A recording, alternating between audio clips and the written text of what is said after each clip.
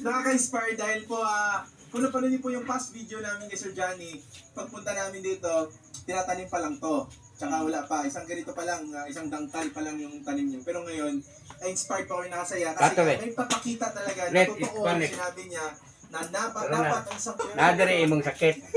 next batch na yan. Next batch, partner. So, ibig sabihin po, kaya dapat, pag yung farmer ka talaga nag-focus sa pagpa-farm, ang gagawin mo para tumpak yung presyo at patayimingan mo yung mataas na presyo, ang tamang sagot sa Johnny ay Lord.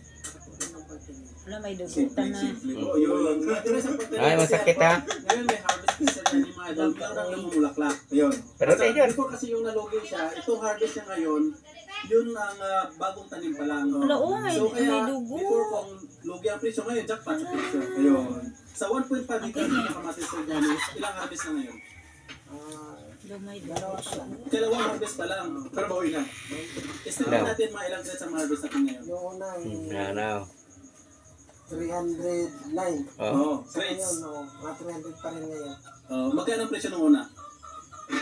800 800. Okay, may dagong. 800. Asus, ginoo ko, Lord. 200 grades times 800. Agay, may- agay. 240,000. Oo, yun. Ginoo So, ko, Lord, Jesus name. So another 240 may get pa rin ngayon.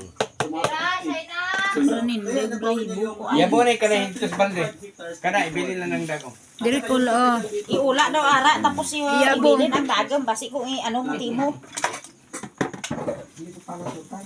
Estimate lang. Diri lang na. Kasi ang nangyari dito, sir, yung pinansinang dito, Ito, saka dito. Isa. Buo. Iso diri ang lahat. Mga nasa 400. yun mag-ipabalik. Pero kasama pa yung Sulod. At saka yung tanim na iba yun. So, yun. Ang akin lang dito. Sa mga 200 dito.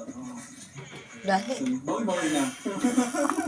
So, yan mga katamari dahil. Wali lagi kuha na din. Doon sa kanilang harvest ng kamatis, Harvest? napakatalino po ni Sir Johnny kasi nga, Alit. yun nga, napag-isip ng diskarte kung paano siya, kasi sobrang mura ng